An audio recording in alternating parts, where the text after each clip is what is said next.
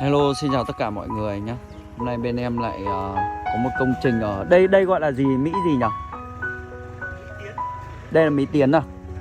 Đây công trình 30 mét vuông rèm vách tổ ong ở Mỹ Tiến, Mỹ Lộc, Nam Định nhá. Đấy, nhà rất là to. 550.000 luôn.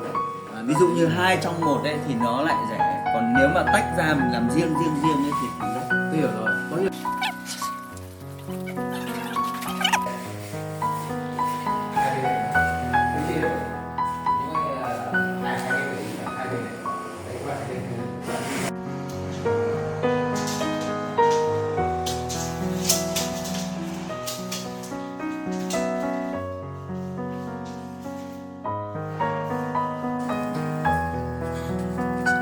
ít thôi mà còn dính keo các kiểu.